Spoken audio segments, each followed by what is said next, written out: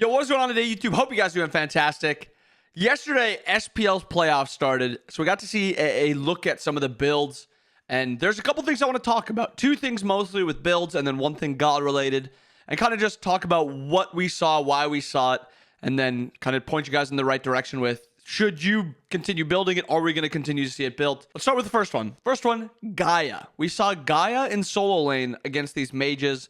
Haddix played Chalk, and he played it into Poseidon 3 games in a row. And Gaia's interesting because I think Gaia does exactly what needs to be done in solo lane in most of these matchups. If you're playing into MLF, you're playing into Raijin, and you're playing one of these gods, you're basically unkillable. They don't build anti-heal. All they want to do is kind of just farm up.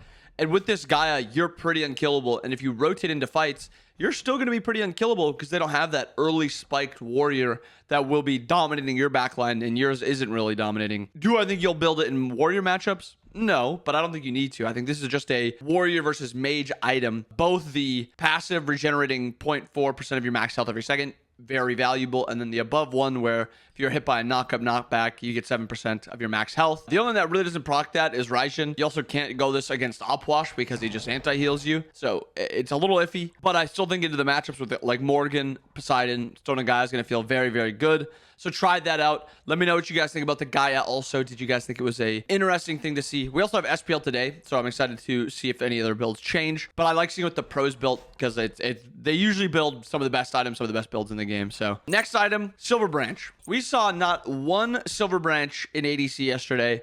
I was going to say no Silverbranch at all, but I cannot remember if it was built in the jungle. I'm going to assume it wasn't because we didn't see any like hyper carry junglers. There was a lot of Erlangs, Almas, but I didn't go and check. So I'm just going to say we saw no Silverbranch at ADC yesterday. The builds were pretty straightforward. Leader's Cowl, Devs. It was the build that I've been talking about for however long. Dom, Wind Demon. Oops, not Demon. Wind Demon. Demon Blade. And then Deathbringer. This is the build that we mostly saw. And I think it kind of comes down to the gods that were played.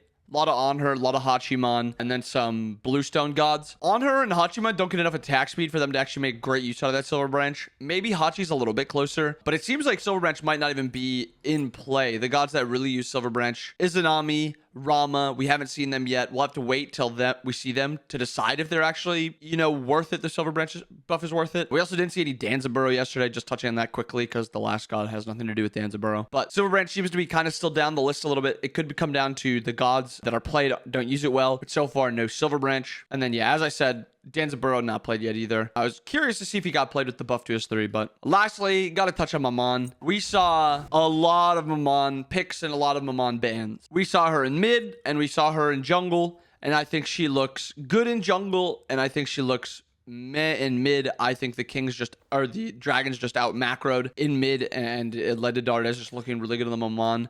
He plays MAMAN really good in team fights. It's just I don't think she should be getting to that point. I think she should be getting bullied before then. And the build we saw for both roles, we saw a Bumbas build into Doomorb. This was Scream's jungle build. And then in mid, we saw... Actually, we'll do the full alternate. We saw alternate into Book, into Divine, which is just like... Basically, he went like a normal mage build, just subs out Pendulum for alternate timeline for that second life. And then usually he went Typhons here. I think it was interesting to see her played in mid because I thought she was an okay mid laner, but I think she can get bullied very easily. But her late game damage is absurd. So I think we've kind of found like the lane that MAMAN wants to play.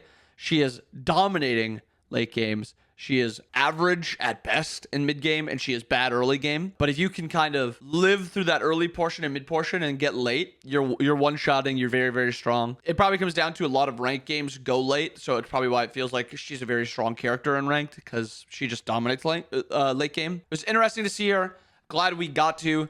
Very cool character. It was very cool to see her in a lot of team fights, how they want to play.